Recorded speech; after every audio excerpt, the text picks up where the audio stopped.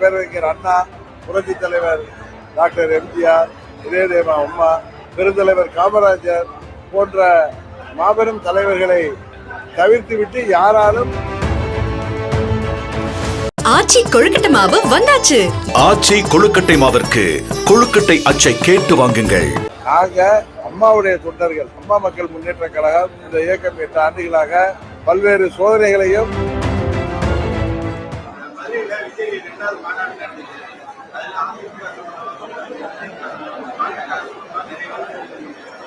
அது அவர் எந்தெந்த கட்சிகளை பற்றி அவர் பேசியிருக்காரோ அந்த கட்சியை சேர்ந்தவர்கள் அதற்கு உரிய பதிலை தருவார்கள்.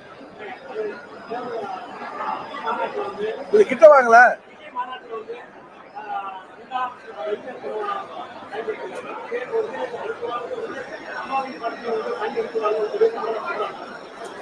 அதாவது நான் ஏற்கனவே சொன்ன கேள்விக்கு பேரறிஞர் அண்ணா, புரட்சி தலைவர் டாக்டர் எம்ஜிஆர், இதயதேவா அம்மா, பெருந்தலைவர் காமராஜர் போன்ற மாபெரும் தலைவர்களை தவிர்த்துவிட்டு யாராலும் தமிழ்நாட்டில் இன்னும் எத்தனை நூற்றாண்டுகள் ஆனாலும் அரசியல் செய்ய முடியாது. அதுதான் உண்மை.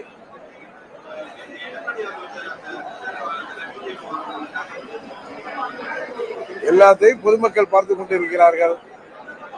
இதெல்லாம் அவர்கள் தான் இதற்கெல்லாம் உரிய பதிலை தருவார்கள்.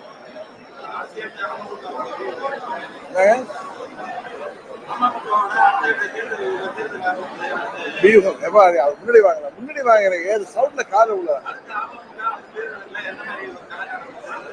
26 தேர்தலுக்காக தயாராகி கொண்டிருக்கிறோம். கடந்த 6-7 மாதங்களாகவே தொகுதியாக சென்று தேர்தல் பணியாற்றக்கூடிய அனைத்து நிலை நிர்வாகிகளையும் சந்தித்து அவர்களோடு கலந்து ஆலோசித்து தேர்தலுக்கு தயாராகி கொண்டிருக்கிறோம். டிசம்பர் மாதம் முடிவதற்குள் தமிழ்நாட்டில் எத்தனை அணிகள் தேர்தலில் உருவாக போகிறது என்பது உங்களுக்கு எல்லாருக்கும் தெரிய வரும்.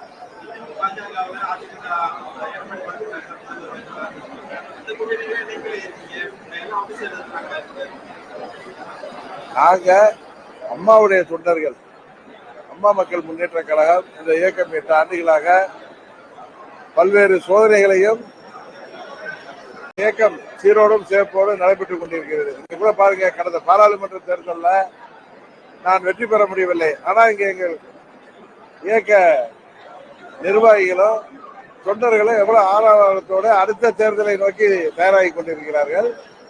26 சட்டமன்ற பொதுத் தேர்தலில் அம்மா மக்கள் முன்னேற்ற கழகம் உறுதியாக முத்திரை பதிக்கும்.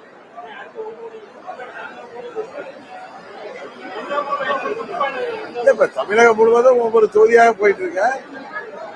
இந்த தொகுதிகள்ல நிர்வாகிகள் சந்திப்பு முடிந்தது. அடுத்த கட்டமாக எங்க தேர்தலுக்கான சுற்றுப்பயணங்கள் போன்றவை எல்லாம் நடக்கும். ஆச்சி கொழுக்கட்டை மாவு வந்தாச்சு. ஆச்சி கொழுக்கட்டை மாவிற்கு கொழுக்கட்டை அச்சை கேட்டு வாங்குங்கள்.